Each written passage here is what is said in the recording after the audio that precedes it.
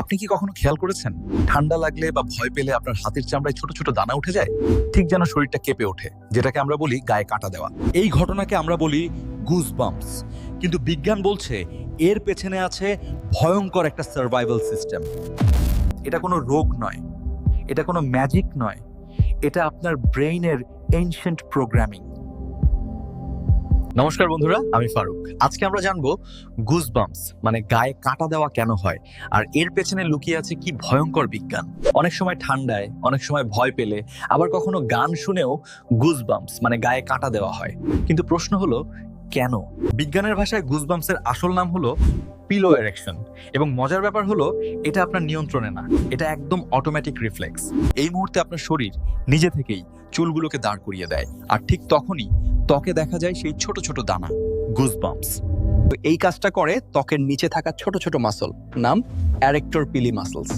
শুনতে ছোট কিন্তু কাজটা ভয়ঙ্কর শক্তিশালী। এই ঘটনাকে আমরা বলি গুজবাম্পস, কিন্তু বিজ্ঞান বলছে এর পেছনে আছে ভয়ঙ্কর একটা সার্ভাইভাল সিস্টেম। কিন্তু প্রশ্ন হলো, এই মাসেলগুলো হঠাৎ জেগে ওঠে কেন?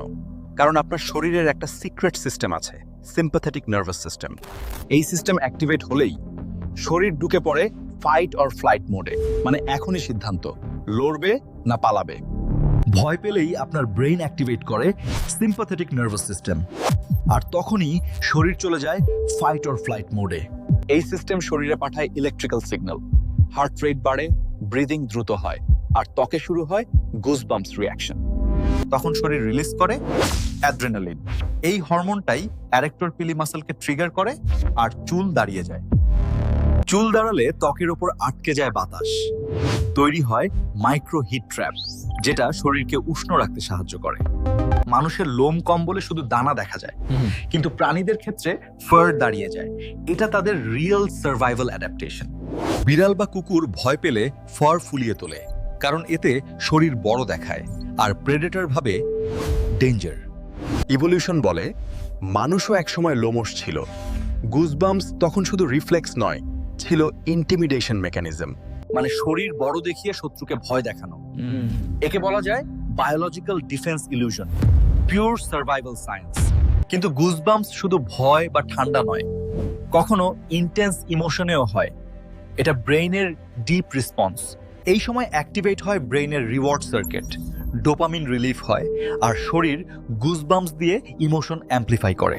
বিজ্ঞানীরা একে বলে অ্যাস্থেটিক চিলস, মানে মিউজিক বা ইমোশন ব্রেইনকে ওভারলোড করলে শরীর রিয়্যাক্ট করে গুজবাম্পস দিয়ে।